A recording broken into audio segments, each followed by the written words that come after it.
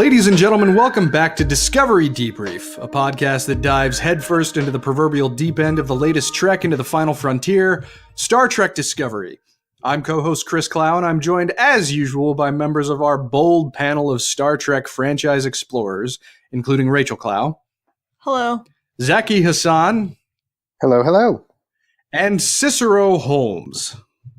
I am a tough Kelpian. Some would call me unpalatable. Wonderful. That's a good choice, too. We're going to have to talk about that line, too. But Thank you. Well, my friends, we finally come to the end of the inaugural season for the newest addition to the Star Trek franchise. All the secrets, revelations, and characters of Star Trek Discovery have been laid bare, and we can now begin to more solidly ascertain exactly what this show's place is in the wider canon, and perhaps begin to more fully predict what we could see from it in the future.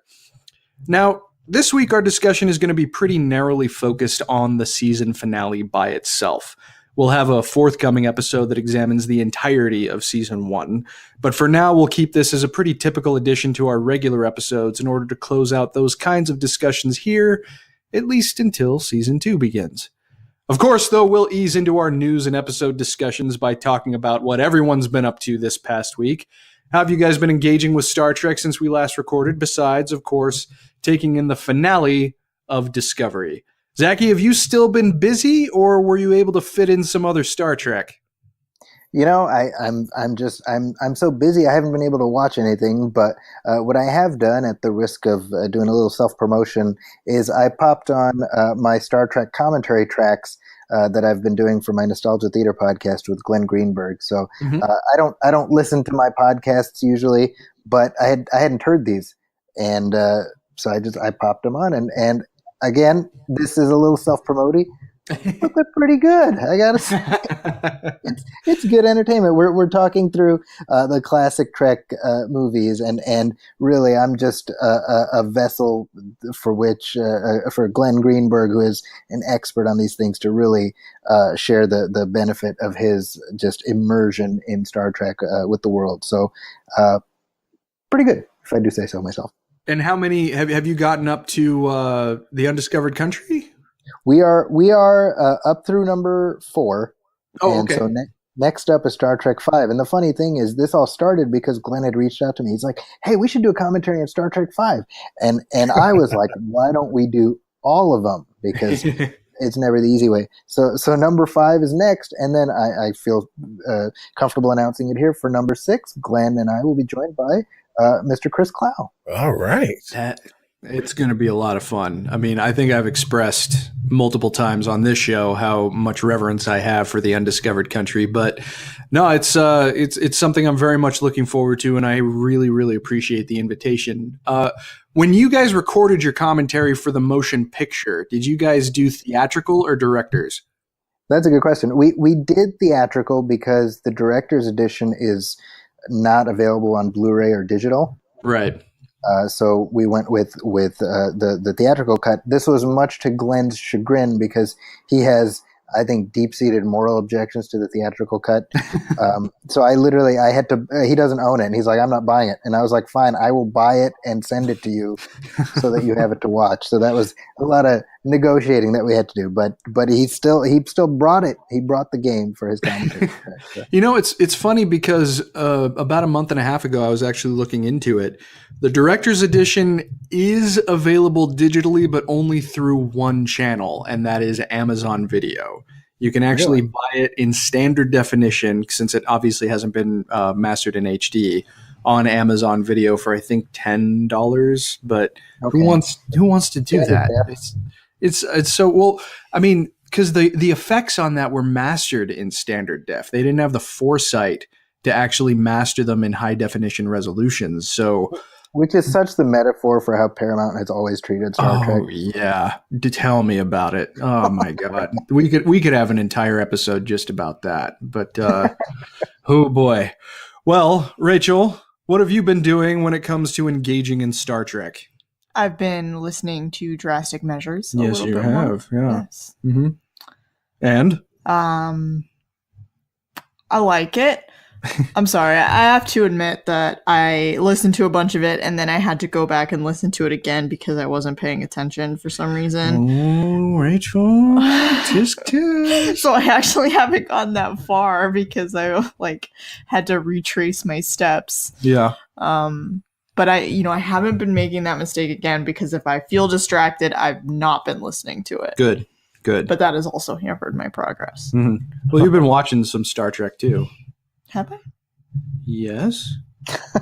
You've been watching a couple of TNG episodes. Oh, right. Clearly Yeah. very memorable. It's just on in the background. I forget. Well, yes, I understand.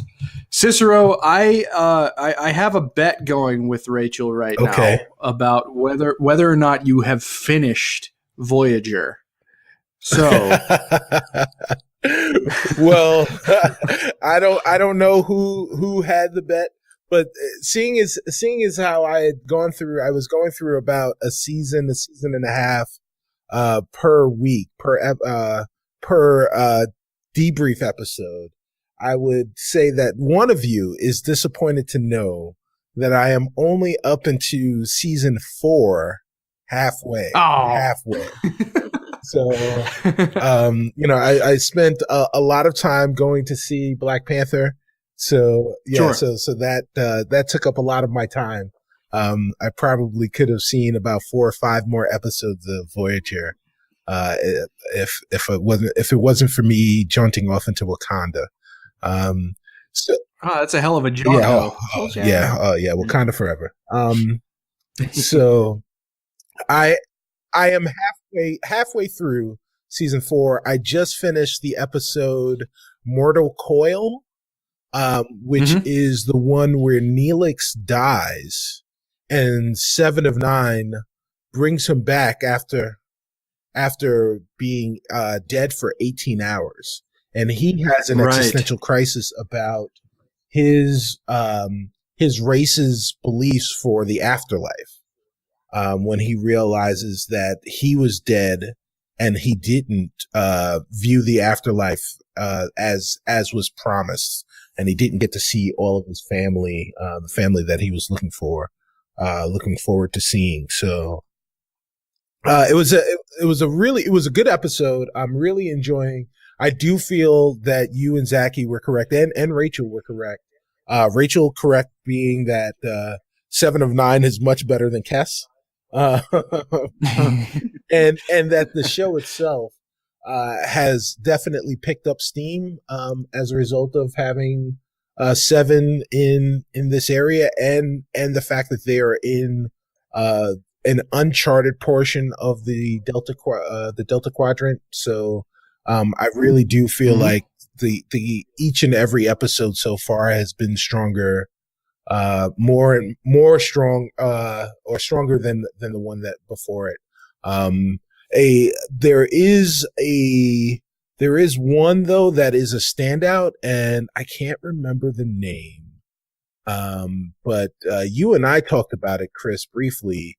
It was with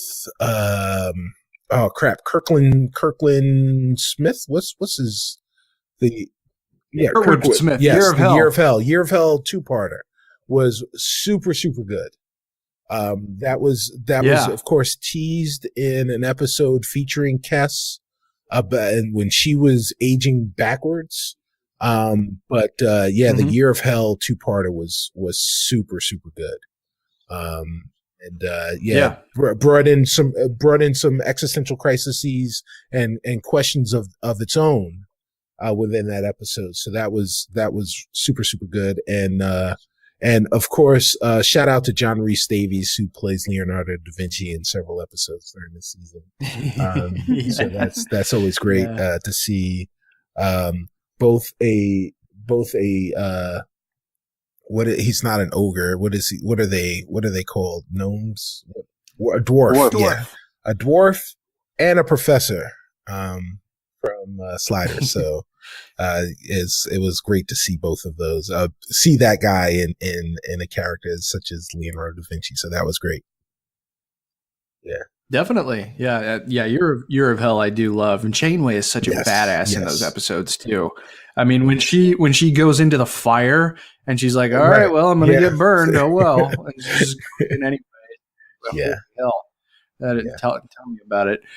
Well, as for me, I mean, it's mostly been similarly to Rachel. I've been listening to Star Trek Discovery Drastic Measures by Dayton Ward. And we also recently rewatched the TOS episode that the book is largely based off of, The Conscience of the King, that features Governor Kodos. And I am really impressed with this book. I would very much encourage you guys to give it a read, especially if you like Captain Georgiou and if you are curious and or enamored or both with the Prime Universe vision of Gabriel Lorca, because both of those characters are given a significant amount of exploration, and I am just over the moon with them. In fact, I mean, it's making me sorrier that Georgiou's Prime Universe self isn't around anymore, and it really makes me want to meet Lorca's Prime Universe guy, presuming that this is the same kind of characterization that we do get in the show,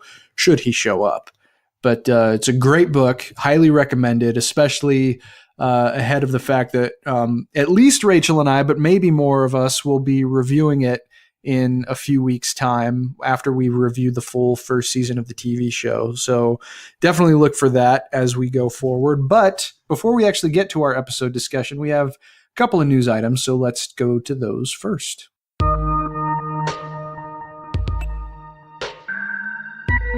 So, some details for Discovery's second season have emerged in the form of an interview with co-creator Alex Kurtzman that includes some pretty interesting tidbits.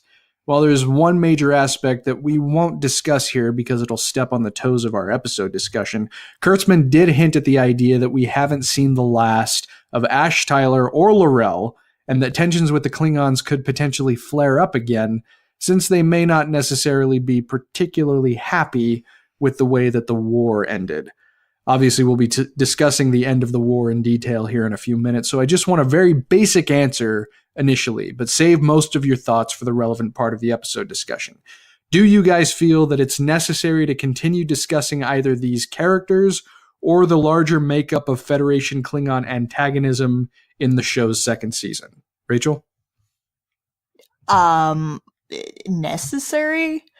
Yeah. It's probably not necessary. Would you like to see it? But yeah, sure. I think L'Rell and Vok Tyler are interesting characters, and I would be happy to see them again. You'd be interested in seeing more of that? Okay, well, fair enough. Cicero, how about you? Are you ready to see more of L'Rell and Vok? I personally like those characters very much. The arc of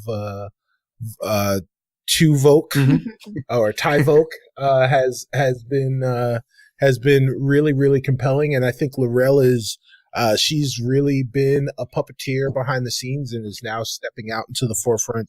So I'm looking forward to seeing her have a chance to kind of stretch her wings as a character and or spread her wings as a character and see what they can do with that.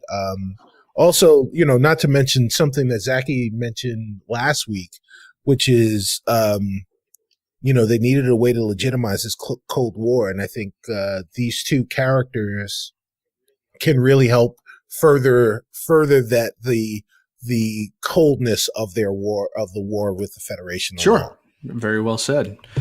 And I'm certainly interested in seeing more of these characters. One of the things that we're going to have to talk about in our episode discussion is about how all of us, to varying degrees, but especially me, were really wrong about what was going to happen in the finale. In fact, I listened back to the last episode that we recorded, and it included at the end of it a prediction that I had made over how I thought the season finale was going to go, and I just sound like an idiot now. So we're definitely going to have to talk about that. One other news item that I wanted to mention before another question to the panel. In an announcement of the CBS Corporation's fourth quarter financial results, the network's chief, Les Moonves, spoke a little bit about their new streaming service and gave some lip service to the role that Star Trek has played in it. He said, quote, 2017 was a breakout year for CBS All Access. We doubled our subs year over year, and we kicked off our best month ever in January. We're driving this growth first and foremost and with our content. This includes our big events like the NFL and the Grammys, more than 10,000 episodes of current and library programming, and our original series programming, led by Star Trek Discovery, which has obviously been a runaway success. He also said that the new Twilight Zone TV series with Jordan Peele developing is in pre-production, and that Discovery Season 2 is on track to begin shooting its second season in April, on top of the other original programming they have planned. So, guys, now that we're at the end of Discovery Season 1, I have a very simple question. Have you turned off your All Access membership yet? And if not, are you planning to in the near future? Cicero. I've thought about it, but no. In fact, I may even steer into it and buy the annual subscription and just call it a day. Okay. Yeah. So there is other content that I watch on CBS. I am a big fan of Big Brother. Mm-hmm. And one thing that All Access gives you is access to the live feeds. Oh, that's interesting. That's funny. Yeah. So if I really want to continue to watch humans like they're animals at the zoo, then I can spend I think it's $100 for the year or something like that, and just have it and let it and just have it be done. I kind of hate myself for it, but it's a thing that I probably want. Well, and we haven't gotten any information yet as far as a premiere time frame for Discovery Season 2. So, I mean, who knows? If you do buy an annual subscription, then that might run over into when we do finally get the second season. I hope so. Yeah, that would be pretty good. But yeah, I think you kind of answered the next part of my question, because one of the things we talked about before was that CBS All Access content was added as a quote unquote channel on Amazon Prime. But I assume that the stream you're talking about is probably exclusive to their own app. I don't think that it is. I think because what they've said basically is that if you get All Access, you can get All Access on Amazon. Mm-hmm. And if you have All Access on Amazon, it's just part of Amazon. Oh. So you just have, you have everything that's there. The one caveat is, of course, that they are separate. So if you purchase CBS All Access on the CBS, through the CBS avenue, and you want to use it on Amazon, you have to either cancel it on CBS, and then there's separate subscriptions. Right. Yeah. So so I don't know if I'll consolidate. Because I do have Amazon Prime, but that's probably a decision I'll have to make when I decide whether or not I'm going to go annual. Sure. Rachel and I haven't discussed turning it off a lot in detail. One thing that's kind of fun is that her parents log into ours every once in a while, and we see old episodes of Perry Mason in our watch history. And it's like, oh, there Rachel's dad was watching. So I mean, there is some stuff on there that I would probably like. It would probably be an easier thing for me if Star Trek wasn't so readily available on other streaming services. Shh, Chris, don't tell them that. Don't tell CBS. I don't think they're listening to this show. Well, somebody's listening, and they could tell CBS. But we haven't really talked about it. What do you want to do? Do you want to keep it on, or you want to turn it off? What is this other original programming they have? Because I'm not aware of it. Well, that's the thing, right? I mean, it's not really prevalent. Here's the thing. I kind of want to keep it because I would like to maintain access to Discovery at least until it's released physically. Or, I am interested in this idea of a Twilight Zone show with Jordan Peele in the driver's seat. And I think that would make it an easy thing to keep once that rolls out. But you and I were talking earlier today about how we're signed up for all these streaming services. Shut it down. We don't need all of them. Yeah, shut it down. Shut it down. The thing is that we have so many streaming services, and like the amount of money we pay for streaming services versus the amount of time we have to like watch stuff is like, that's true. It doesn't make any sense. Yeah. And so I don't know. Shut it down. It's so okay, but what rewatch Star Trek Discovery, and then we'll shut it down. Or turn off one of the other ones. Yeah, or that. Because Netflix is the most expensive one. Yeah. Even compared with Hulu. But we'll have to. This is our. We're airing our dirty laundry. Our family. It's a marital argument. Family financial discussion.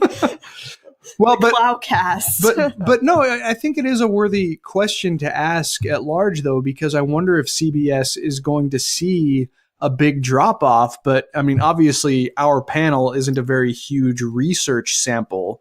But if I was judging by just our panel, maybe they're not going to see a big drop off.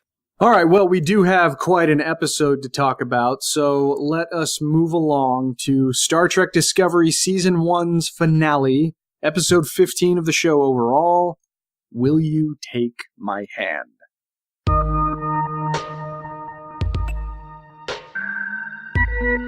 Emperor Georgiou, posing as her prime counterpart, assumes full command of Discovery in order to attempt to lead the Federation to victory against the Klingons. Seeking out reliable intel about the Prime Universe's planet Kronos, she and Michael confront a captive L'Rell in the brig. When L'Rell refuses to give up any information, the Emperor savagely beats her within an inch of her life before Michael intervenes, saying they should find information from the newly restored Ash Tyler.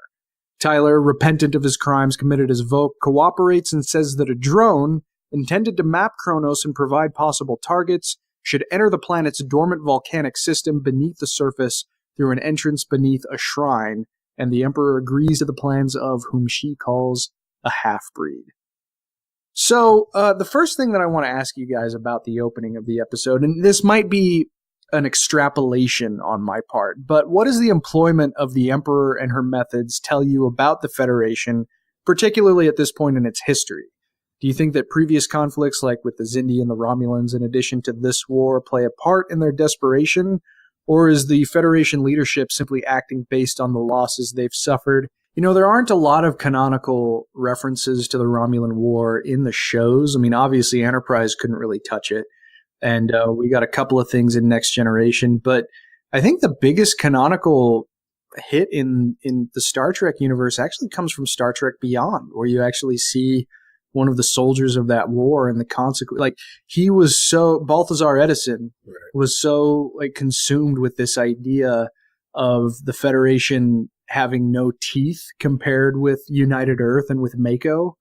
And so it seems like the end of the Romulan War brought about this era of peace. Obviously, it pushed Earth into helping to found the Federation. But, I mean, it's just, in that context, it does bring up some interesting questions about this war. But, Rachel, how about you? I mean, I get that they're supposed to be super desperate, and I don't know, I can't really speak to the Xindi because I don't watch that season very much. You will watch it again, I'm sure. Oh, I'm sure I will. I don't know. I just wish they had maybe like made me feel it a little more. Like, I felt like they were really like showing us like, look how desperate they are. And I would have liked to have actually emotionally felt that on a deeper level. Than just seeing a map, you mean? Yeah. I just don't. I think maybe, I don't know if a slower pace would have done it or something else. I just felt like I was being told that the situation is desperate, as opposed to being shown. Yeah. Okay. Cicero? Yeah, I felt like the Federation didn't really need to get their arms twisted all that much to be persuaded into a full onset genocide. It was a little weird to me. And it is a question, I think, that, like Zaki said, that I've been kind of wrestling with, was it, like the Xindi crisis was that moment where it, kind of defined the Federation, and now we've got this other moment that shows us that we're not better than ourselves. And that could potentially be a human flaw and a failing of humanity yet again, that even when we're brought to the brink, we will forego our principles to do whatever it takes. But the weird part about that is, so was Sarek. Sarek was very willing to go along with that plan. I guess in retrospect, much to his shame, but still. Right. But still didn't need to have his arm twisted all that much in order to make it happen. Yeah, I mean, I think that this is really one of the most visible ways that Discovery is attempting to be of its time, because the Xindi conflict thematically was supposed to tie in with the idea of being like 22nd century Earth's September 11th event. Like It was a catalyzing moment for sobering the ideas of what is actually out there, and maybe the frontier bites back, and we are still sort of in that idea, and we'll obviously get to this as we go on, but there was a little bit of a bent to it by the end of the episode that kind of turns it on its head, and we will most certainly discuss that. But how much does Georgiou's refusal to recognize Tyler as a person, as opposed to a thing that she basically calls him, play into the perspective that Michael develops over the course of this episode? Because just speaking personally for a second, I found myself having a rather strong reaction to the pronouns that Georgiou was using to describe Tyler, and was personally relieved to see Michael correct her almost as soon as I was planning to yell at my TV. But, Rachel, did you have a perspective in the moment about that? Because she looks at him with such disdain, and she doesn't even acknowledge the fact that, she doesn't even care that he could hear, what she's saying about him. She's bad. She's awful from in the entire episode. She's just awful she's awful to Kayla. And, yeah. That tete-a-tete with Saru at the beginning. Yeah. And then she's just beating the shit out of Laurel. And maybe that works in the mirror universe, but I'm sitting there going you can't beat information out of a Klingon. Yeah. What are you doing? Yeah. So, it was just all to make you hate her, and I think that's something that the episode did well, was it made her into a villain. Sure. That you were happy to see Michael go against. And maybe that was kind of subconsciously influenced by the book that we're reading, because Prime Georgiou is so different from her, and it makes it even clearer to that effect. Cicero, did you have any impressions from this?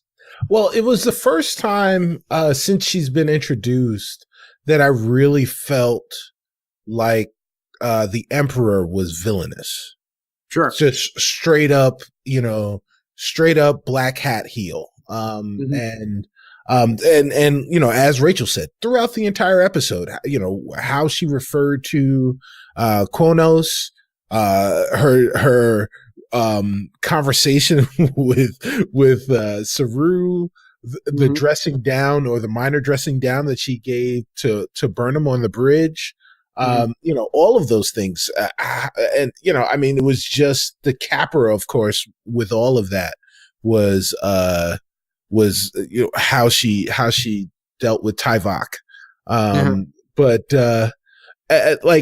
man, it was very heavy-handed, and obviously it was effective to kind of put her in a space. But it seemed a little sudden for me. Sure. From where I saw her and how I viewed her in previous episodes. I can understand that. Certainly one of the criticisms that I have for the episode overall, which I'll save for near the end of the discussion. But why don't we move along with the plot? So Discovery uses the spore drive to jump to a nearby cave on the surface of Kronos, and a landing party of Georgiou, Burnham, Tyler, and the handpicked by the Emperor Cadet Tilly pose as traitors inside the Orion embassy on the surface. The embassy itself is a den of hedonism and lawlessness compared with regular Federation society, and a scene on the surface even answers an interesting question about the male Klingon anatomy. How about that? Georgiou avails herself of Orion pleasure workers, and that turns into a brutal interrogation session, while Tilly, high on a narcotic in an attempt to blend in with the crowd around her, discovers that the volcanic system is, in fact, active. The drone Georgiou will deploy is actually a hydro bomb that will render the planet uninhabitable, which is certainly one way to end the war.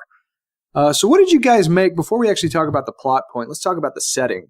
What did you guys make about the Orion Embassy itself? Because one thing I've heard a lot of over the past week is like a direct comparison with something like Littlefinger's brothels in Game of Thrones, but I don't think it went that far. Did you find the design interesting? Did it add to the character of the episode for you? Cicero, start us off. Yeah, sure. I mean, this was a space where you were supposed to feel like, there were no rules, no holds barred, and I think they were effective with doing that, and it was fun to see the cast kind of interact with all of that stuff. So I really enjoyed it. Mm-hmm. Sure. Rachel? It actually reminded me more of Blade Runner than Littlefinger's brothel. Yeah. But yeah, I thought it was cool. Mm-hmm. I liked when Tilly ate the whale and was grossed out by it. Also, it wasn't a narcotic. It was like volcano gas that she inhaled. Yes. Well, it was used as a narcotic, though. I don't. It was. I won't argue like what the mechanism of action of the volcano gas is to get you high. It was volcanic. So yeah. I mean, for all intents and purposes, yeah. And I mean, kudos to Mary Wiseman, because she definitely got quite a few laughs out of me this episode. Like the way that she played that, I thought was really, really charming and fun. But yeah, overall, I mean, maybe sort of like Blade Runner had a baby with a Littlefinger brothel, you know? I mean, because the scene where the Emperor goes into the pleasure room kind of pushed that button a little bit, but it certainly was far less. You gotta watch more Game of Thrones. Maybe. Or that did not approach the sex position. Well, there aren't many thongs in Star Trek, Rachel. I saw a thong, and as far as Star Trek goes, that's pushed. I think there were two thongs, but there might have been two thongs. The thong. There you go. All right. That was a song that was big when I was in high school. Yeah. But there is something that I do want to ask you about, though, Rachel, as our resident biologist. So for some reason, the first scene in the history of the Star Trek franchise to depict urination has been drawing quite a lot of comment from people. From my perspective, I think it would have been tasteless if not for the revelatory information we got about Klingons. You know, I found it really interesting considering what we already knew about Klingon biological redundancies.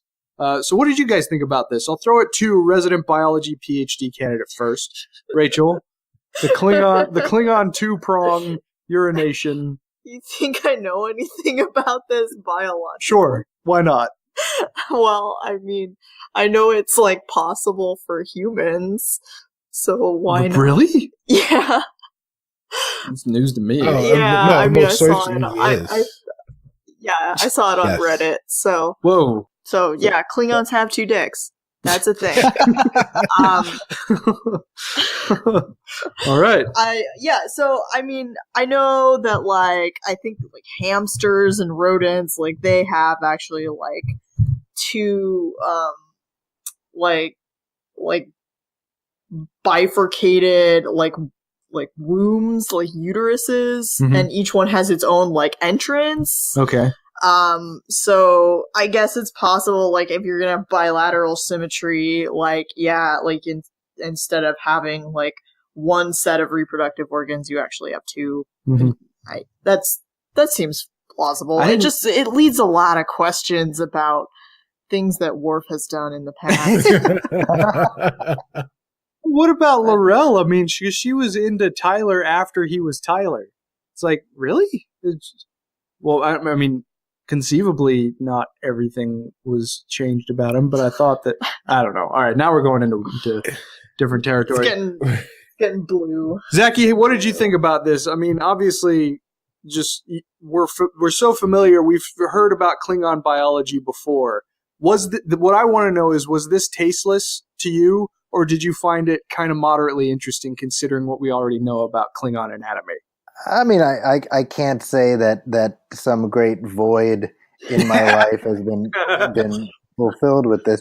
I don't think it was tasteless, but I mean, it's just kind of like, okay, I guess. It reminds me of back in the day, this guy Chuck Austin used to write X-Men, and like out of nowhere, he was like, Nightcrawler, he's got 2 dongs, and he like, and it was just one of those things where I read that and I'm like, okay, but I'm like, why even say that?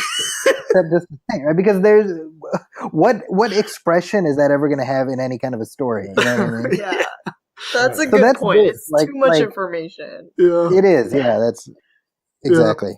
Very, very well said. Very a nice Chuck Austin reference. I don't think I own that issue. That's a deep cut. That is a pretty deep cut. I mean, I jumped off of X-Men after Morrison finished, and then he came on, or maybe that was his first run. I'm not sure, but oh boy, Mr. Austin, what a guy. Cicero, did you have any reaction to this or perspective? I just thought it helped color the world. Yeah, I mean, if we don't want to get blue, but I there have been times in my life where there have been 2 streams, and it's not because anything is bifurcated outside of the stream. So I think when I saw it, that's what I thought. Like, well, there's some toilet paper, and stuff there or something. Now, I'm reasonably sure that if you downloaded this episode, you were not expecting that. No. Yes. But it wasn't something that I saw and, I clutched my pearls. It was just, it was just a thing. Like, I think, it was one of the first images. I think the first image that we saw was a passed out Klingon, laying in the alley. And then the very next image was someone, micturating in the, in the alley as well. So like, and again, I'm a New Yorker, so like, it's not the first time I've seen that. So, and this has been Discovery P-Brief. I wish I didn't already choose the episode title because that was gold. Oh man! Well, no pun intended. You can change it. Chris. Just disruptors on full. All right. Well, after that joy. Let's move along with the plot. And this one, I packed quite a bit of the plot synopsis into this point. So let me run through it here. Burnham confronts Cornwell back on Discovery, who admits that detonating the bomb in the active volcano will annihilate all life on Kronos, which will consequently win the war. Burnham insists that Starfleet not commit genocide and that the ethics of the Federation and the luxury of principle are all we have. Cornwell agrees to augment their plan, and Michael travels to the surface and convinces Giorgio to give up the detonator in exchange for her freedom. They give the detonator to Laurel, who uses the threat of mass destruction to unite the Klingon houses under her leadership and to end the war. The Discovery crew are hailed as heroes, and Burnham is issued a full pardon and restored to the rank of commander, while Ash Tyler chooses to remain with Laurel on Kronos. Okay, so a lot to unpack here, and this is where, in all candor, I think the episode struggles quite a lot. I personally loved the character work in this whole show, but the plot work is a bit of a mess. To me, it seems that the previous couple of episodes simply put way too much on the plate of the finale to resolve things satisfactorily. Even though I generally like those resolutions, it just seems like things ended on a bit of a note of a whimper that it was a bit anticlimactic, even though I liked the message that it was trying to push forward about re-emphasizing the Federation's principles. I like that, but they just piled way too much on before this finale, and that resulted in a conclusion that I wasn't fully happy with. So, give me your full postmortem on the plot and the character work at play here. Did you approve? Did you disapprove? Or something else? Cicero? I felt similarly to you. It was so sterile. And it was so convenient that the writers just said, okay, well, hey, we've got to wrap this up. Why don't we just say X? And, it just didn't vibe with me, at all, actually. But like you said, the character work was phenomenal. The performances were phenomenal. Yeah. But yeah, I mean, it's like really, and I felt similarly in the episode that kind of wrapped up the mirror universe, where like everything happened so quickly and everything happened so neatly that you felt like this couldn't possibly have been the resolution. If we're pretending that this is real, if we're watching historical documents, that this couldn't have possibly been the way that it wrapped up. It's just way too tidy. And again, I think this was the same thing. And on top of that, it felt like an episode of like Voltron or Power Rangers or, any 30-minute cartoon that you watch where, Laurel comes in and says, "Hey, I've got this thing. If you guys don't do what I say, I'll blow everything up. Or if you try to kill me, I'll blow everything up." And everyone laughs at her in Kronos. But then the next scene we see are the ships that are getting ready to attack Earth fly away in unison.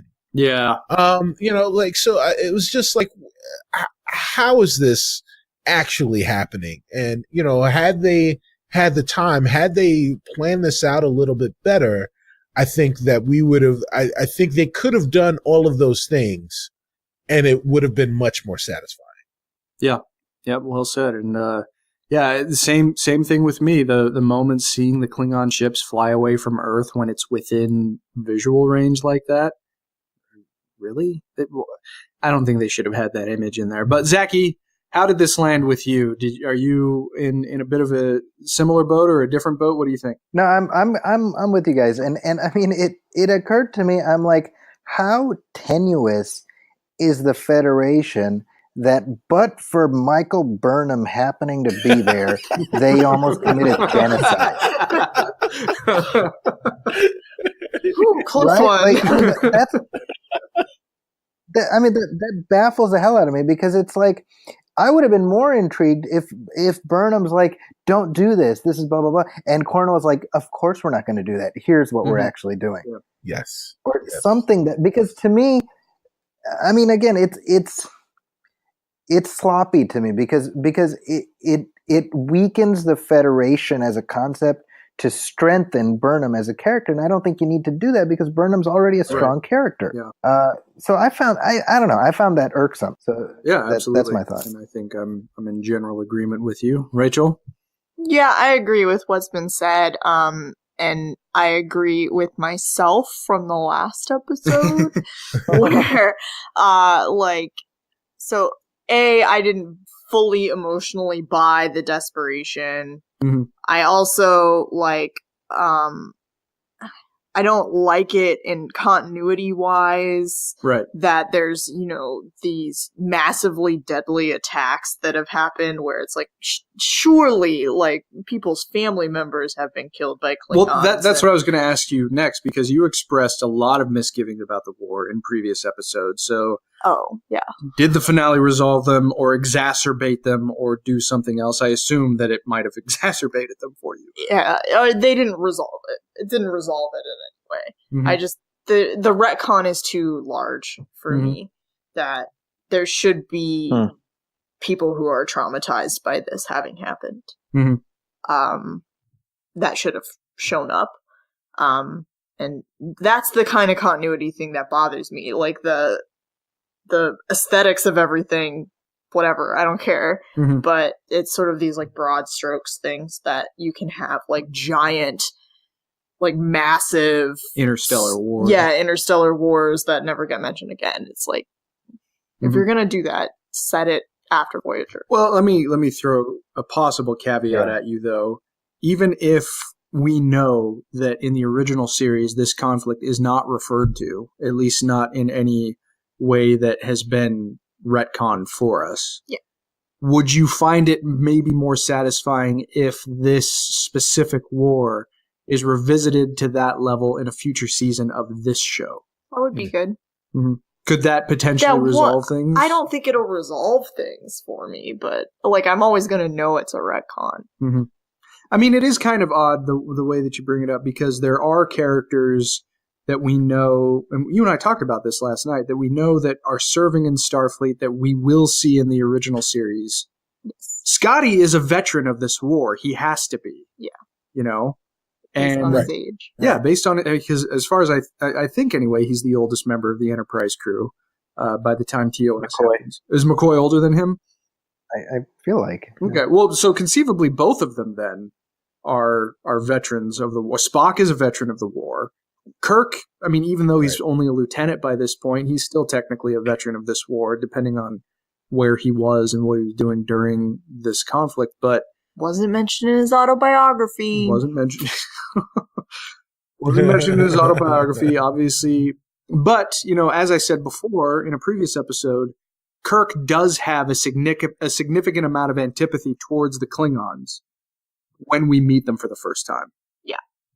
So maybe that came from this? Maybe, sure. Maybe. Well, what do you guys think about this? I mean, same general question. Did the place of the war in the show overall hit you in a bad way, a good way? Did it make things worse for the entire show and the entire history of the Trek universe? Cicero?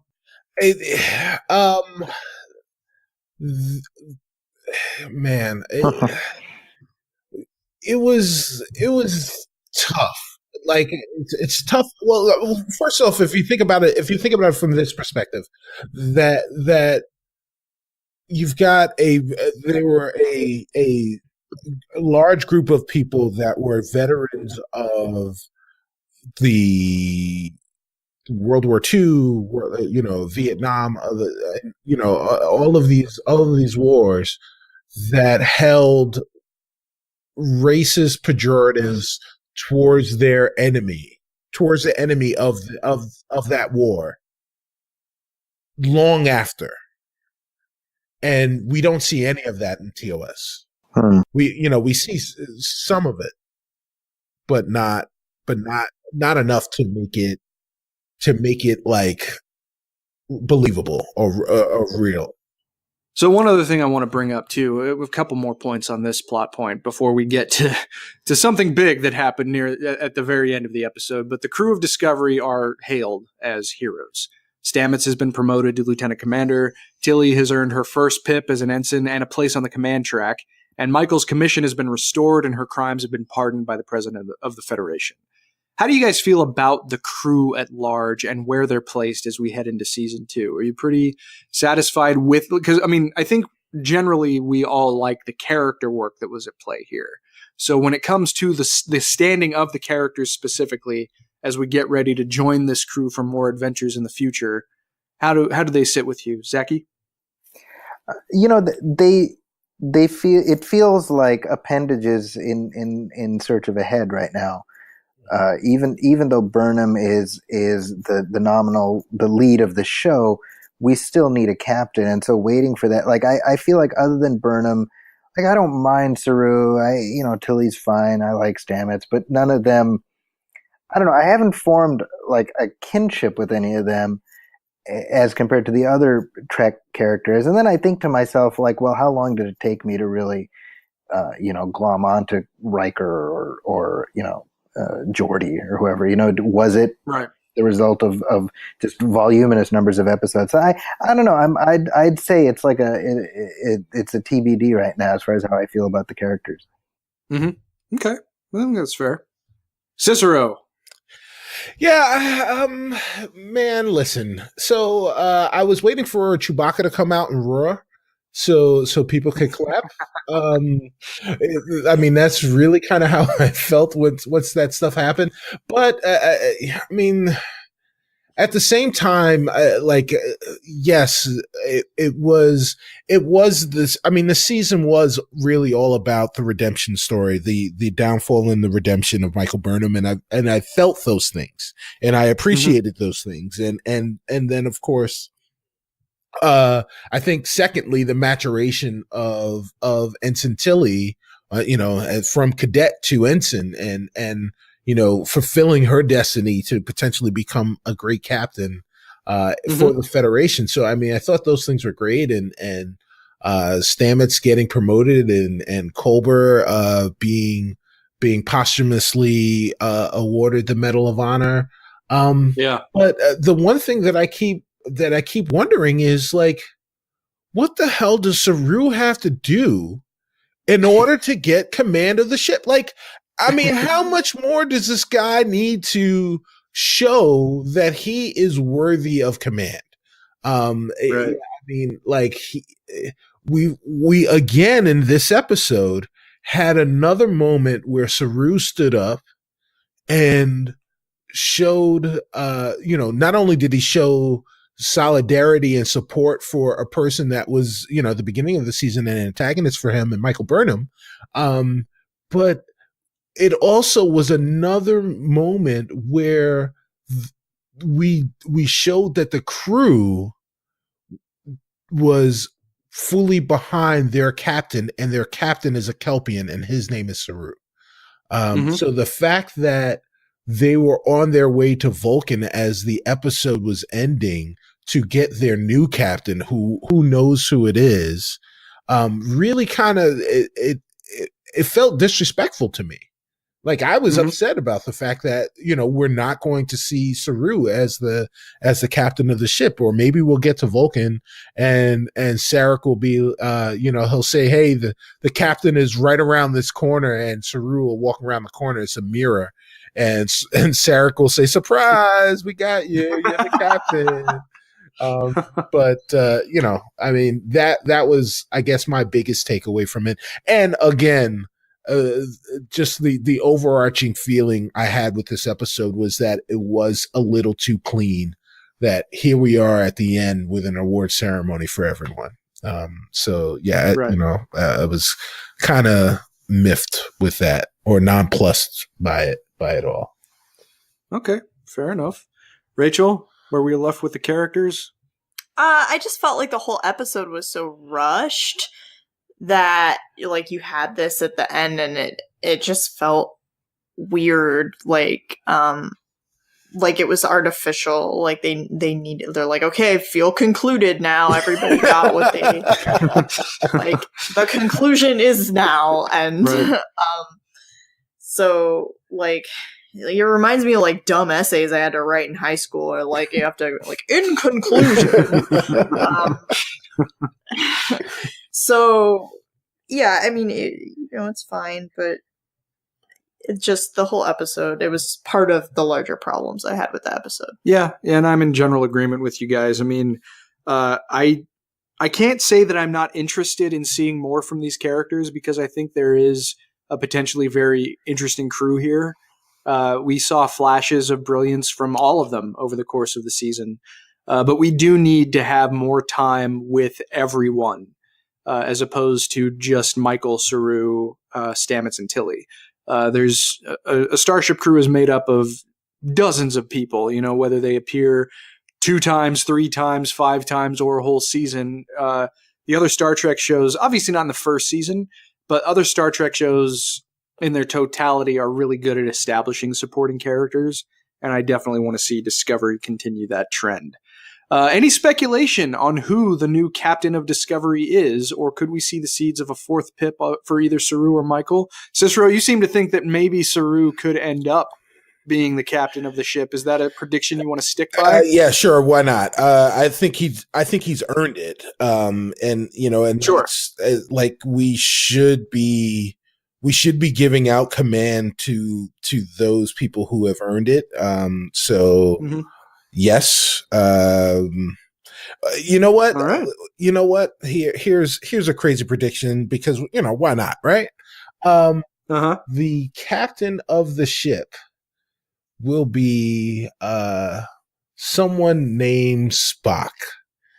And he will get there, see that his sister is on board, and decide that he is not ready for command, and he will deny the appointment. I would think that was crazy if we didn't see a Star Trek movie where someone advanced from cadet to captain in like 2 weeks. So Yeah, Right. hey, why not? Why not? I'll allow it. I'll allow it.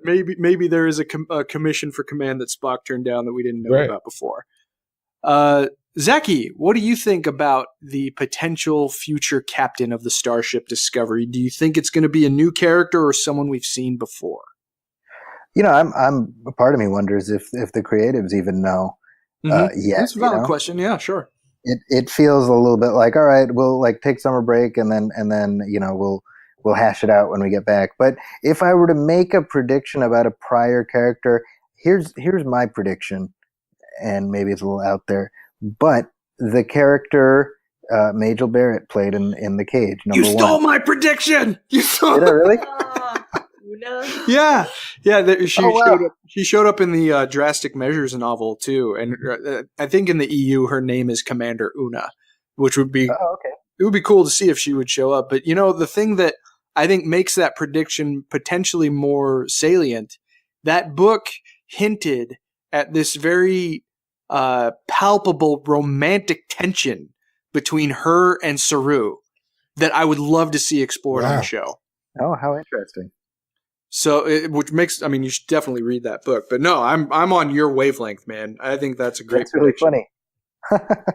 No, I certainly hope that comes to pass because she is a character we certainly did not get to see enough of. Obviously, she's got one episode appearance under her belt. She managed to be completely fascinating, even in that single appearance.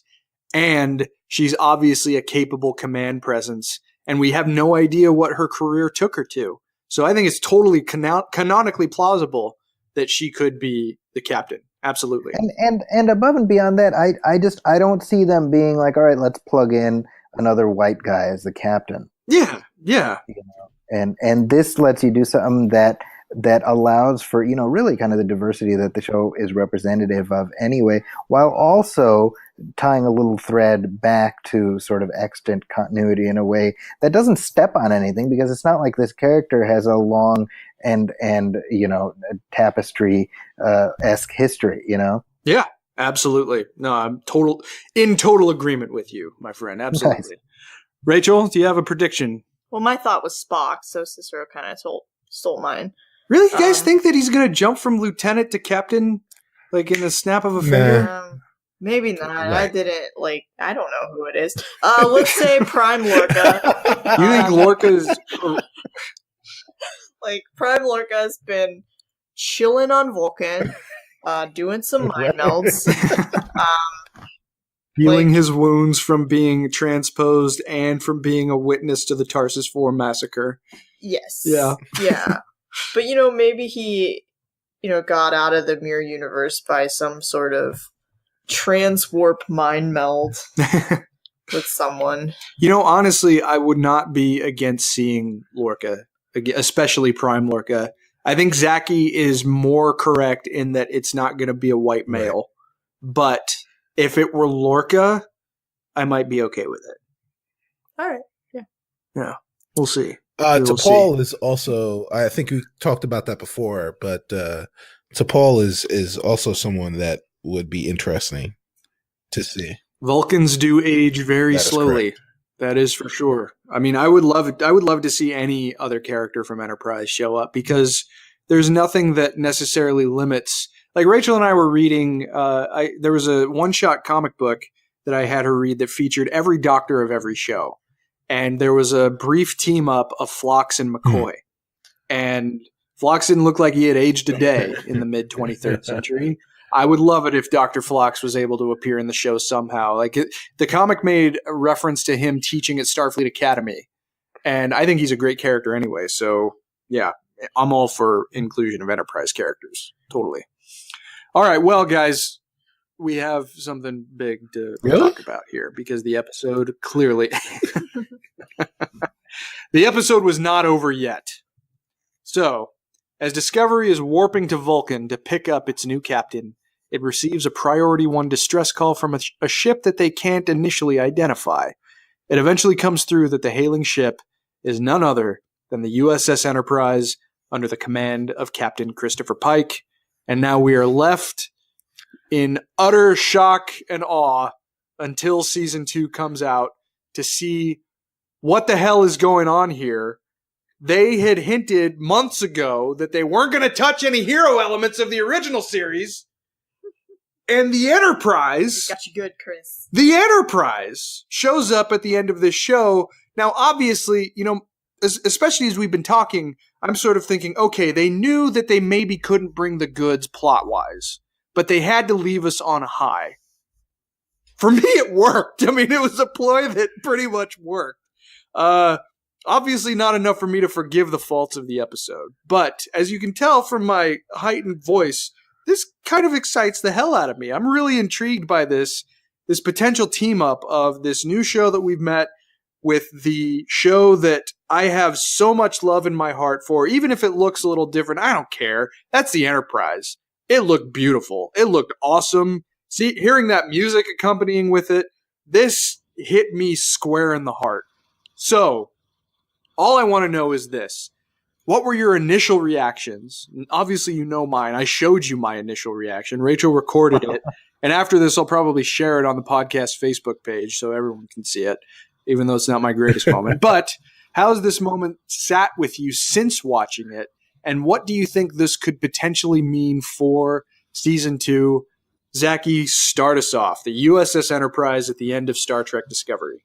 Well, it definitely shows that they're trying to bear hug the continuity-wise. I mean, they really want to tie in what Discovery is going to represent. And I'm curious because, I mean, we think of the Enterprise as the legendary ship, but really it's the legendary ship that Captain Kirk commanded. And so, I'm curious, I don't know if this makes sense, but like, does Discovery in its time represent what the Enterprise will come to mean under Captain Kirk? Does that make sense? Yeah, I can understand that. Mm-hmm. So it's I think we've never canonically, other than The Cage, seen the pre-Kirk Enterprise. Mm-hmm. So, I mean, there have been novels, there have been comics, some pretty great comics, but this is our first time, notwithstanding the Kelvin timeline, seeing Captain Pike in command of the Enterprise. So that's, I mean, just as a nerd, that's like exciting. Sure. Are you what does it look like?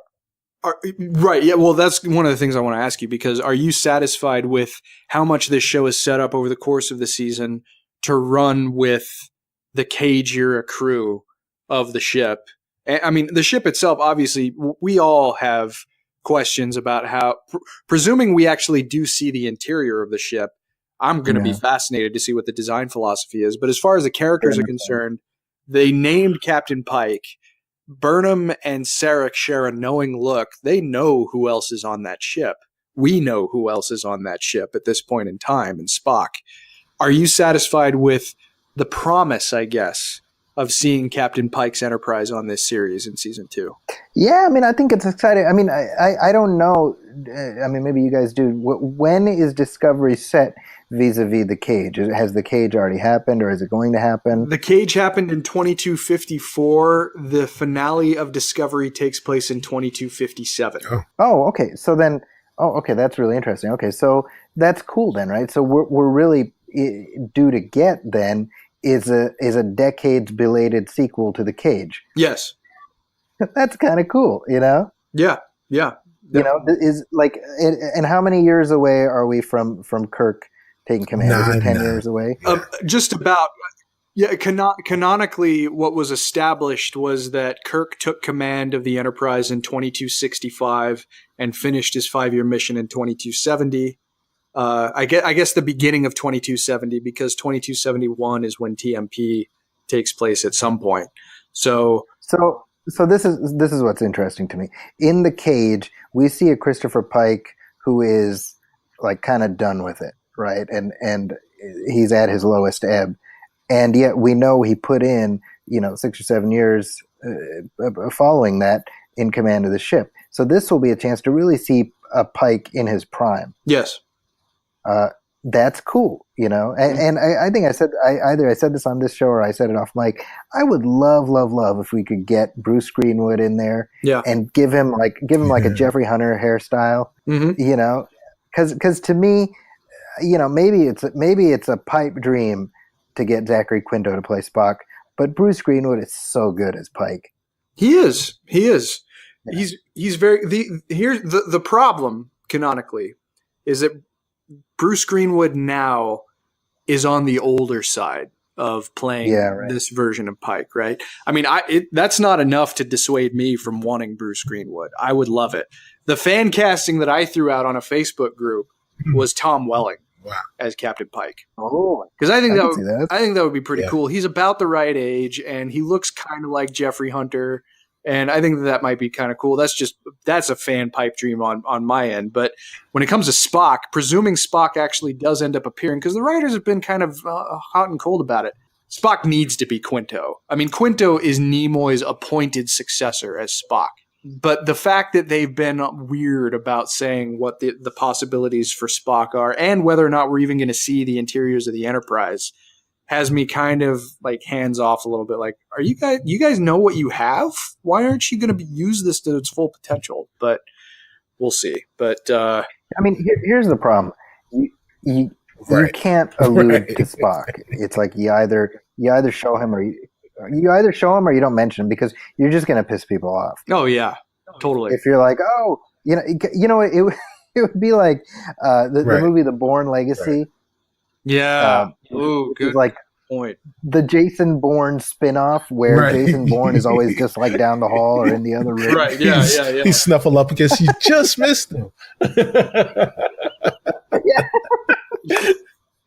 I mean, taking an approach with Spock, the same approach that apparently Sony has with Spider-Man.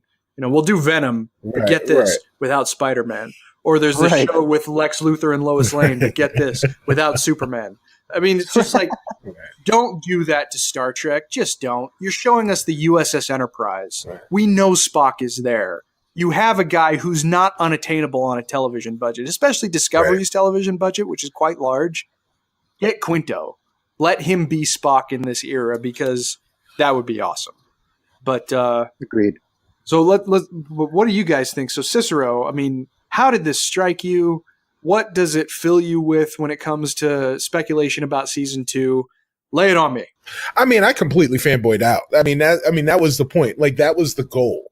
And maybe they knew they were going to lay an egg for this episode, so they had to come with the goods at the end. And actually, from what I've heard, is they kind of reverse engineered this entire season, and they knew that they were going to end with the Discovery bridge to bridge or nose to nose with the Enterprise.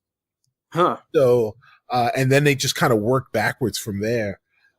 So they all along, when they were playing coy with us when they said that there weren't going to be any of that kind of stuff. And I fell for it. And I think we all kind of fell for it and created our own rationales for why, that was, how it was going to happen. As for season 2, you can't present the Enterprise. You can't end the season with the iconic Star Trek theme and then come back in season 2 and just say, "Oh, I just kidding." And then the Enterprise skates away or something like that. Like Pike has an emergency message, and the message is, "Hey, good job saving the galaxy, guys." And then they warp out of there. So we're going to have to spend time with this crew. We know that we know who's in the crew. We're going to have to spend some time with them. The casting, I'm not even going to speculate in the casting realm. I will say, I'll ask this question of you, Chris. Mm-hmm. What if Spock is not Zachary Quinto? They would have to find a hell of a performer to match the vision of Spock as we all understand him. I mean, I think it would needlessly complicate things if they got another actor. I mean, you could say that it was needlessly complicated by finding James Frain as Sarek. That's a little bit more forgivable, though, just because the actor who played him in the alternate reality, Ben Cross, who was perfectly fine, we didn't have to spend a lot of time with him necessarily. Right. It wasn't necessarily focused on Sarek like Discovery has been. I'm not going to say that I'm going to be super against. Here's what I'll be against. All right. A CGI resurrection of Leonard Nimoy. I do not want that. No. We cannot have that. Oh, no. Why would you even speak that into existence, Chris? Shame on you. That's the one thing I'm going to say no. Like, that's the one thing I would be dead set against. Another actor? Maybe. Depends on who it is. Even if it's someone I don't necessarily know, then I'm not going to be just against another performer taking it up. However, Zachary Quinto is far and away the preference. Yes. Yeah. Rachel, the USS Enterprise. It's cool. See, because this is the thing. This is what you guys don't know. Rachel, by and large, is immune to fan service, right? Wow. These geek out. She doesn't geek out at things, at least not outwardly. Like sometimes will watch something and there's like this huge geek out moment that we're talking about later. And I'll say, well, you weren't really into that. And she goes, yes, I was. It's like, well, you internalize it really well. But I wasn't screaming like you. Well, you took out your phone to film me screaming. Yeah, well, they gave me. I thank the writers for that by having the 1-7. Right, exactly. Like, They telegraphed that one. Holy crap. Yeah, it gives us all time to grab our phones to film our out. I was excited, but I was, I have to admit, like in the moment, I was mostly excited for you being so excited. Wow, but yeah, it's cool to see, and I'm mostly like anxious about what they're gonna do with it, and I'm looking forward to seeing a lot of people melting down on the internet because whatever they choose, like half of the people on the internet are just going to love it or hate it. Yeah, they're just going to have a meltdown, or they're going to be like, yes. So, yeah. Well, and Zaki, I don't know if you saw the other day, there was a Facebook posting that I had made about repositioning and re-envisioning history from a continuity perspective. Right. And I brought up the example of comics because comics do it all the time. If there's a costume change that happens that's been retconned and a previous milestone event is shown in a future issue, then they'll show that new costume even though it wasn't the same thing. So I'm sort of inclined to look at this as that. The only thing that's actually solidly in continuity are the events and the people, not necessarily how their settings looked, Like maybe that's a little different. It's the realities of changing production design, changing aesthetic philosophy, and all of those things that go into it. So that doesn't really bother me. Of course, I would like to see a nod to the classic design of the Enterprise if we do see that ship. There's a really cool, in the Everything Star Trek Facebook group, someone had posted a really cool mock-up of what a Discovery Enterprise could look like that sort of melds the two design philosophies together, and that's cool. I would love to see something like that. But I'm certainly not going to hinge my perspective on how rigidly they adhere to a 50-year-old design philosophy. Okay, so did you guys, to end this out, what did you guys think of the redesign of the Enterprise itself? This is kind of a pedantic continuity note, but not really, as we just talked about. It sort of looked to me like they were taking the best of the Discovery aesthetic, also taking a little bit from the NX-01 to make a vision that was still very much the Constitution-class Enterprise. What did you think, Zaki? If I'm being honest, my preference would have been that we see the original Matt Jeffries model kind of gussied up and made to fit based on how it's lit and everything else alongside Discovery, but still fundamentally the same. Now, to be clear, it's not like I'm flipping over the table in rage and storming out of the room. It isn't that. But I don't know. I mean, I'm of two minds on that because I think ultimately your point about comic book history and sort of like a sliding scale, that's enough for me. Like I'm like, it's fine, But there is this part of me that's like, if we think of Star Trek as representative of the history of the future, then we say, well, the TOS era is a period, right? So we want to be period accurate. Okay, yeah, I can see that. And I think part of the reason for my saying that is every iteration of Star Trek up to this point, well, not every, excuse me, the pre-Kelvin, every iteration always treated the original era as a period, right? So when Cisco and them went back in time, it looked like the original Enterprise. When Scotty pulled up the bridge, it looked like the original Enterprise, and then on the mirror episodes of Enterprise, etc. So it's like up to this point, that's what they did, and then suddenly we're like, no, actually, it's a sliding visual look as well. I think that's the reason for the disconnect. So, for example, I saw on Facebook Robert Meyer Burnett, who's he produces all the special features for the Star Trek Blu-rays. So he's not a piker when it comes to Trek. He posted a picture of the Enterprise in Discovery, and he was just like, "F you." Whoa. And it was what I can only imagine, frustration at sort of playing fast and loose with visual continuity, which to many people is just as important as story continuity. Well, I mean, it certainly does come with iconography. I would never. POS is my favorite show. I love the design that Matt Jeffries committed. Robert Meyer Burnett was actually one of the participants of the Twitter conversation that we had a while ago.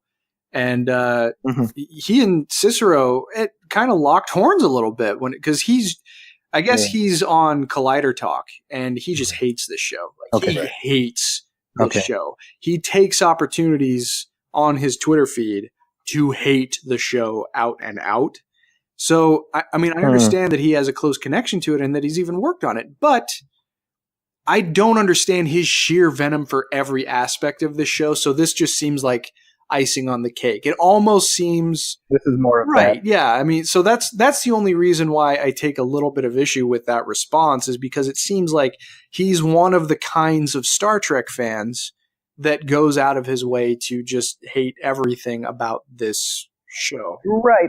And to be clear, like I'm not saying that that's where I'm at, but I can definitely understand why people are. And so for me, this specifically what we're seeing. Nothing up till now on Discovery has been as much of a continuity break where you're saying what you remembered didn't happen exactly the way you remember it. That's what this episode specifically of Discovery is doing. And it's like you're either okay with it or you're not. Yeah. And it's if we're looking at parallels, you look at the Star Wars films. And when they're doing these spin-off stories, they have to be period accurate. Yeah. Right? And I think what Star Wars has the freedom to do, which Star Trek does not, is Star Wars has the freedom of, well, it's all period because it's, a long time ago and it's a galaxy far, far away, so it has nothing to do with us. Star Trek has the problem of it's, our present is way more advanced than the future of 1966. Right. And so it's tied into us, right? So in other words, I don't know if this makes sense, but it's like we have to, like, Star Trek always has to be 300 years ahead of us where we are right at any given time. And on the original on Captain Pike's Enterprise, they're like, hey, send me a printout. Right. Well, and Star Wars also had the advantage of having, frankly, a more timeless aesthetic than the original series. Yeah. Well, and it's not tied to us. Right. Period. Yeah. So they have the flexibility to be like, well, that might be less advanced than we are right now, but whatever. That's the Star Wars universe and has nothing to do with us. Yep. Star Trek doesn't have that flexibility. True. Cicero, do you have a perspective on this? Well, my perspective is a little weird because, personally, I don't see, maybe I'm the one that's not seeing it, but I don't see that there was a dramatic difference between the original, 1701 versus the one that we saw in Discovery. I think that there are some aesthetic choices that have been made. Zaki's commentary about period piece continuity notwithstanding, because it is definitely true.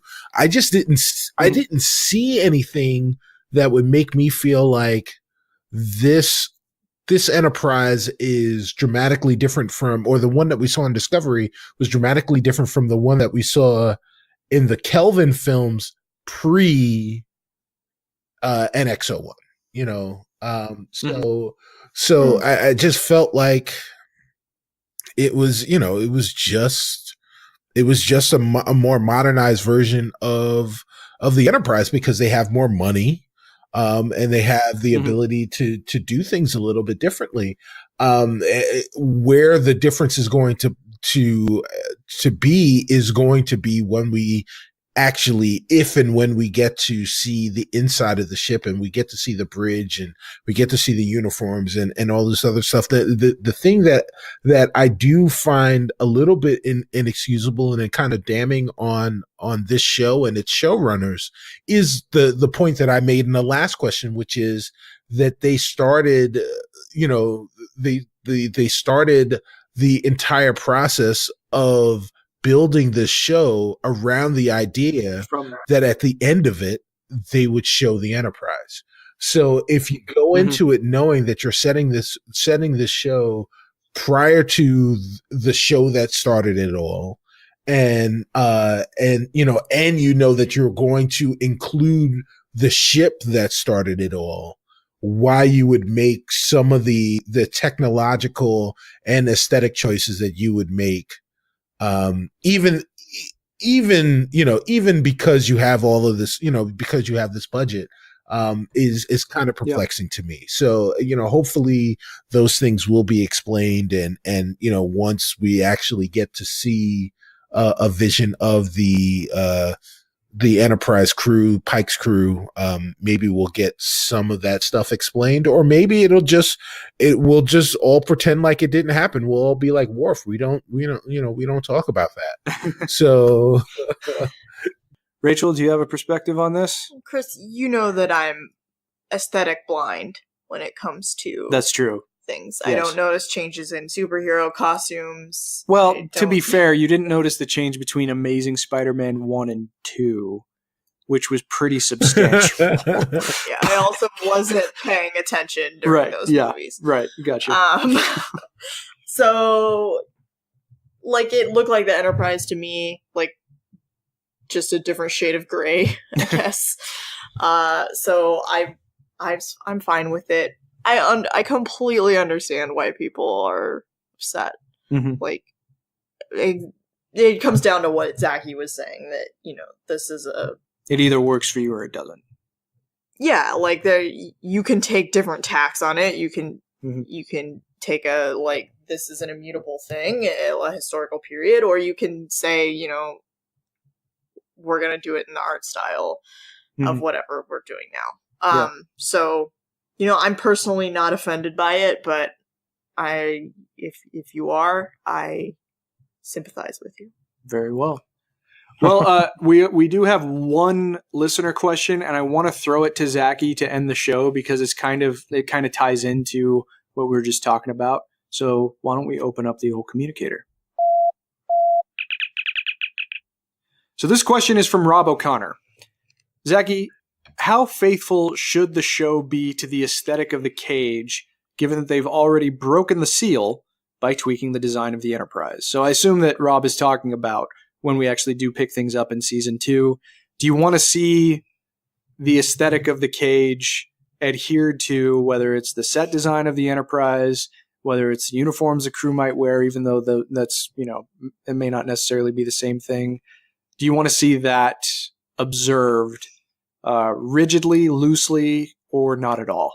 Well, I think based on just what we're seeing of the exterior of the Enterprise, it's loosely adhering to the general aesthetic of that original model. So I would expect something similar when we cut inside the ship. I mean, I'm certainly not expecting the same boxy kind of vaguely cheap-looking bridge that we're also familiar with. But I mean, it should certainly be something that you kind of squint your eyes and say, yeah, I guess that's what they were on, you know, because I'm assuming that's what they're trying to do now with this Enterprise, is to just have it look close enough where you're like, yeah, I guess that's kind of the same. You know, as Rachel's saying, it looks close enough, Right. you know. Yeah, I mean, And so I don't. Let me put it this way: I don't want it to look like the Apple Store in the Celts, you know. Like, I like that bridge, but that's that bridge, and there's no comparing it with the original. So it should look aesthetically evocative of the original bridge, while acknowledging that, well, this is clearly Discovery and they're doing things their way. Yeah, and I'm in agreement. And, you know, there are some pretty big functional differences with the way that ship looks. It looks like it has an entirely other shuttle bay on the saucer section, which is a pretty big design departure. But it also makes sense, too. I mean, maybe Captain Pike did have a ready room after all that we just didn't know about. That, you know, that's one of the things. If you guys do read the Desperate Hours novel, David Mack tries so hard to preserve the aesthetic of the original series and reconcile it with the design changes in Discovery. He actually probably deserves a medal because he juggles all of these things and he explains all of these things. The crew of the Enterprise is on a Constitution-class ship, so since that's the forefront of the Federation, they have these special diplomatic uniforms that we saw in the original series. And Pike doesn't have a ready room, so he has to actually leave the bridge and run down the corridor to his quarters so that he can take a call from Admiral Anderson in time. And all of these other things. It's really kind of fascinating and just kind of fun to read that book in that respect if you do observe those things. But, okay, guys, well, I think we have talked up quite a storm. That's probably going to have to do it for this episode of Discovery Debrief. Do you guys have any final thoughts? Cicero, do you have a final thought you want to share? Yeah, long live the Empire. Very good. Rachel? Prime Lorca, come back. Banging the drum for Prime Lorca. All right. Well, that's going to do it for episode 17 of Discovery Debrief. We hope you enjoyed the show, and if you did, please like and follow us on our social media channels.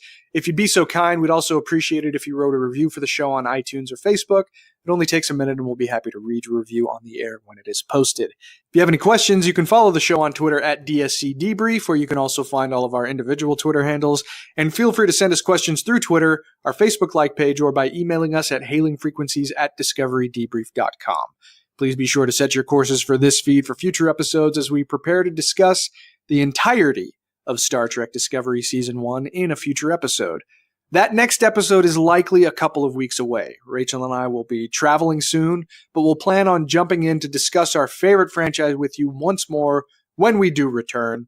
Like we did after the mid-season finale, we'll also likely do an episode that includes a review and discussion of the new Drastic Measures novel, as well as some discussion and reflection on previous elements of the franchise, and maybe even some reviews of some upcoming Star Trek comics from IDW, and who knows, whatever the hell else we want to talk about. We could talk about anything that might not even have to do with Star Trek, because we like talking to each other, and we hope you like listening to us talk to each other. So all those details will be forthcoming, so please keep an eye on our social media channels, and of course, on your podcast feed.